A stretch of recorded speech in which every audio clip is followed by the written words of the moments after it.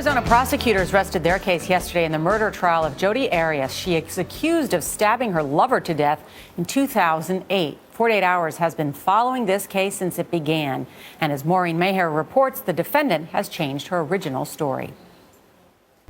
I heard a really loud pop, and the next thing I remember, I was lying next to the bathtub, and Travis was screaming.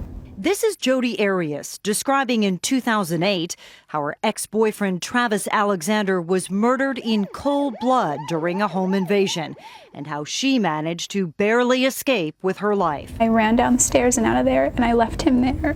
Now, 4 years later, it's Jodi Arias on trial for that very same murder, fighting for her life in a Phoenix, Arizona courtroom. The person who committed this killing sits in court today. Our interview with Jodi shortly after her arrest Since I put makeup on.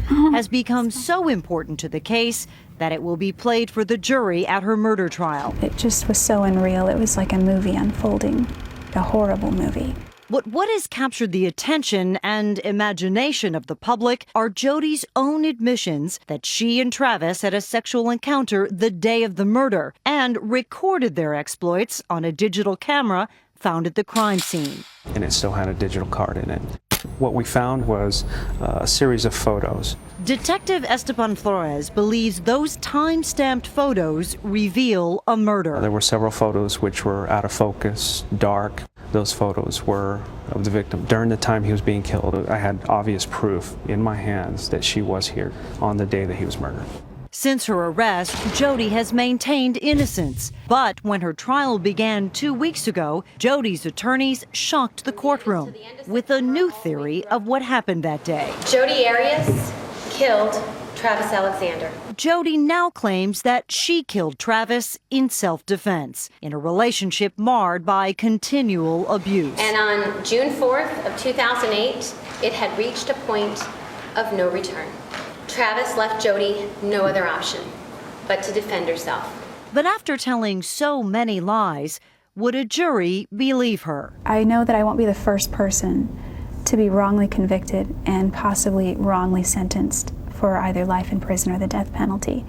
And personally, if I had my choice, I would take the death penalty because I don't want to spend the rest of my life in prison. Please stand for the jury. Maureen Maher is here. Maureen, so are your interviews going to come into play in this trial? They already have. The prosecution had to have a problem with the detective. The detective has changed his story. The defense has changed their story.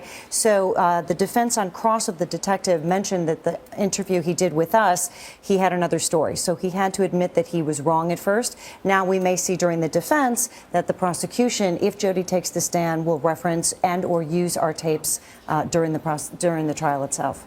All right, Maureen, good to see you. And thanks for coming.